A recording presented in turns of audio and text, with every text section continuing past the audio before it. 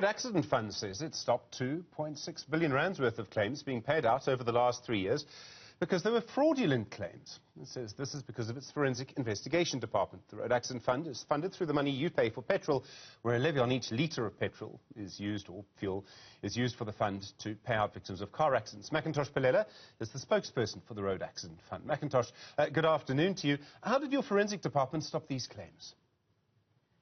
So naturally what happens is that with each and every claim, we do an investigation on whether the claim is legitimate, number one. Number two, on whether we should proceed to pay those claims. And some of the fraudulent claims obviously do go through because they're so good that they look like the legitimate claims. But many of them we are able to detect them through our vigorous investigations and auditing. And we are able to stop them. And this is the amount of claims that we've been able to stop over the last 3 years, over 2.6 billion. It just speaks to the, the amount, of work that we have to do. Instead of paying legitimate claimants, we have to deal with, people who are trying to get a quick buck from the RAF. Has there been an increase? I mean, 2.6 billion rand is a big amount of money. Has there been a big increase in these fraud attempts? Have more people been trying to get money from the fund illegally, criminally? You must understand that we get them all, each and every day. It's difficult to say whether there's an increase or not, because it's basically, like I said, with each claim you have to check whether or not it's legitimate. Every single day you get professional people, you get somebody who falls off from a building and decides that they were hit by a car, they want to try and get money from the RAF, and obviously they get help sometimes from unscrupulous lawyers who then assist them to try and push these claims through to the RAF. And another leg is obviously some of our workers that unfortunately assists these people to try and get these fraudulent claims through. We have suspended 7 of these workers over the last 3 years, and obviously we've got convictions as well as many cases that have been referred to the law enforcement agencies to investigate the people that are allegedly involved. Mcintosh, there are other issues facing the Road Accident Fund at the moment. So the fund is no longer refunding medical aid schemes when they pay for the treatment of people after an accident. For decades, someone who has medical aid, they've been in an accident, their medical aid will have paid for their treatment. The Road Accident Fund would then have refunded them. You've now stopped that. Why? Well, look, let's correct that. We do pay claims, from medical aids. However, we say for the ones where the medical aid has a responsibility to pay the claimants, we're not going to refund that, because we basically realize that the medical aids for the longest time were using us as a cash cow and freeloading from us. And we looked at the law, and according to the law, they have a responsibility from their side to pay, some of the claims, and for that which they don't pay, we take over that responsibility. And we've been back and forth with them, and we're involved in a huge fight, an unnecessary one at that. We just have to come and sit around the table and spell out whose responsibility is to pay which claims. And from our point of view, it's very, very clear. The medical aids have a responsibility to pay certain claims for which they sign off when they sign contracts with their members. And we have responsibility to take over where the medical aids don't cover. And we do our responsibility, and they're refusing to take their responsibility. But we're hoping to solve this issue with the medical aids. Okay, you say that, and you say that you've based this on a close reading of the law, but that wasn't how anyone who's run the Road Accident Fund before interpreted the law, and you've been to court, and you lost. And in fact, the Constitutional Court refused to hear your last appeal, and yet you still aren't paying out medical aids. So, on that reading then, according to the law, you must be in contempt of court.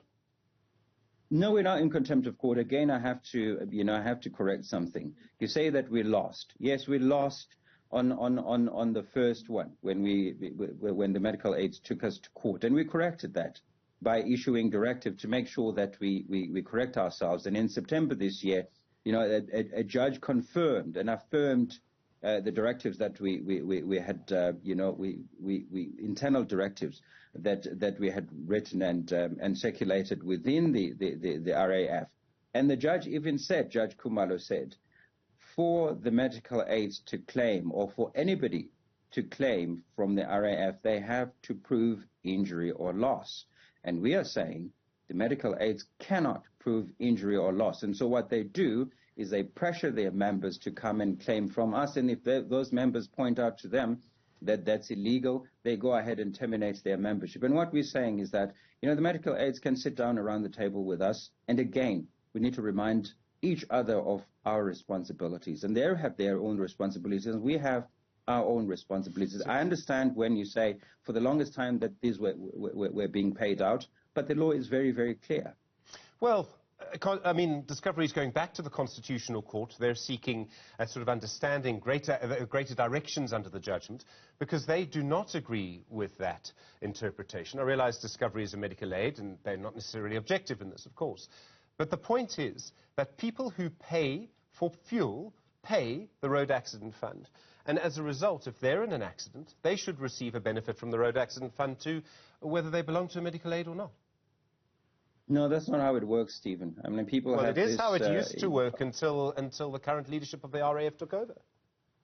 Let me explain it to you, because there's something that you've stated which is incorrect.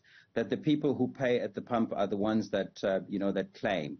The RAF does not cover drivers. We cover the people the drivers, as a result of their recklessness or when they're behind the wheel. So the driver himself is not covered. We cover those people so that the driver doesn't have to be sued by those people. Okay, well, let's see what happens in the Constitutional Court, because we know it's going to go there, and it'll be settled there, I'm sure. You've also been found by the Auditor General to not be managing your accounts properly. So you've disputed their accounting standards. As I understand it, the Auditor General flagged material problems. You said no, you're using your own accounting standard, not the one that the Auditor General uses. Why would you do that? We've improved the way that we handled our accounts, Stephen. We are 90% compliant, more than 90% compliant when it comes to our account. And so we're right to be disputing what the Auditor General is saying. Again, I mean, it would be best for us to, sit around the table and for them to look at the way that they've done their number crunching and the way that we do our number crunching. And we believe that if we were to sit around the table and try to educate them, for a lack of better word, and I'm not trying to be arrogant here, that they would see how we've improved over the years. Like I said, we are 90% compliant when it comes to, the way that we've improved our finances. And that has come as a result of us practicing, responsible, taking our responsibility when it comes to spending as well as, paying our claimants. So to say that, we have a huge dispute with them, we don't have a huge dispute with them. It's just a small disagreement which we can solve if we can sit around the table and just show them how we've taken our responsibility in this regard. You've gone to court with them as well, right? We have lots of court cases. Yes. People have taken us to court.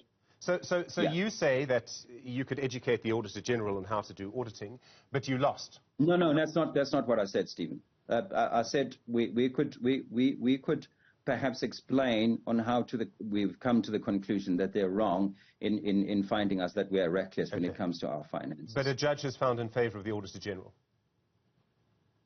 We understand that, Stephen, and it's a case that is currently in the court. Our attorneys are dealing with it. And we'll see what happens when we go back, when it goes back to Let's talk about that decision to go to court, because it's going to the Constitutional Court. Is that correct? Yes, that's correct, Stephen. Okay. And in fact, everybody in this sector, so let's have a look at them. The National Treasury told you not to go to the Constitutional Court. Your own minister, the Transport Department, Fikile Mbalula as he then was, told you not to go to the Constitutional Court. That's your department. Scopa said you shouldn't go to the Constitutional Court. Why do you believe you need to go to the Constitutional Court? You've lost previously. It is clear that the Auditor General clearly has a strong case here if they've won. So then why are you defying everyone and going to the Constitutional Court? We appreciate the counsel that we receive from the people that we have mentioned. You have mentioned, Stephen. However, we also get a directive from, counsel from our own attorneys. If attorneys feel that we have a strong case and it's a case that's winnable, we go with the directive of our attorneys. And sometimes you win cases, and other times you do lose cases. And in this case, we've lost, and we do admit that. Okay, but everyone is telling you not to continue this fight. The point is, everyone uses one accounting standard. It was good enough for the Road Accident Fund before.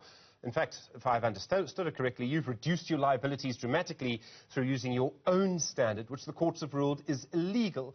So, Mcintosh, I'm sorry to put this so plainly, but let me put it plainly so that you can respond to it. Is the Road Accident Fund trying to hide something?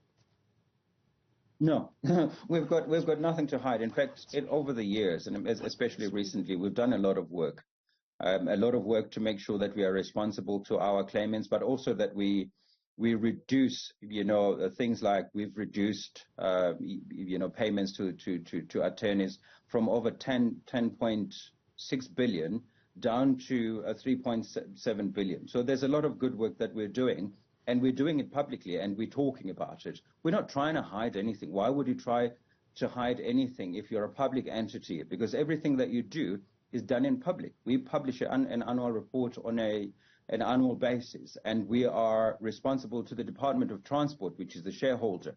We are responsible to the Treasury. We're responsible to Parliament. So there's nothing, absolutely nothing that we're trying to hide, and it's impossible for us to hide anything. Except that you're going to court to say that the Auditor General is wrong on the way that they want to do the audit and on the auditing standards. You're going to court you're being taken to court again because you won't pay out medical aid schemes. We know that when Scopa went to your offices, you say you're being held accountable. When Scopa went to your offices, your security guards wouldn't let them in. When they finally got in, they found bits of paper everywhere. They found claims lying in the basement. Again, Stephen, let me correct you. We are paying medical aids. The medical aids just have to take part of their responsibility, and we take a part of our responsibility. When you talk about Scopa, coming in, Scopa was last year, and then they were able to interview people. You say that they found bits of papers. We are in the automation process. We've got an operation called Operation Bokamoso, which will be launching, so that you won't have to find any papers on the passages as you suggest. And so we're doing our bit to make sure that we are improving. Again, there's nothing to hide in this regard. Then why do you keep disputing everything in court if there's nothing to hide? Why don't you do your accounts in the same way that everybody else does? It's not everything that we are disputing. We dispute that which we feel that we can get another opinion from another judge. Every government department does it. We're an agency of government. We do it. Private people do it. If you get, counsel from an attorney to say this interpretation is wrong, you can get another interpretation. We follow that counsel from the attorneys, Stephen. You lose some of the cases, you win some of the cases. Mcintosh, the National Treasury says you're wrong. The Transport Minister says you're wrong. The Scopa says you're wrong. The Auditor General says you're wrong. Only the Road Accident Fund thinks the Road Accident Fund is right. That's not the case. I mean, who else thinks you're right?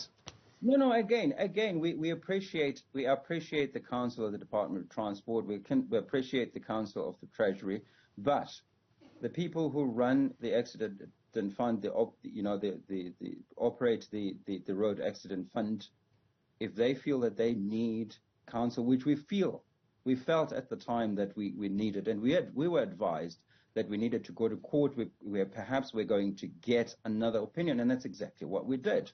And there is nothing wrong with that. As I said, private citizens and government departments and agencies do it all the time. Mcintosh Polela, thank you very much indeed. Spokesperson for the Road Accident Fund. Do appreciate the time. Let's have a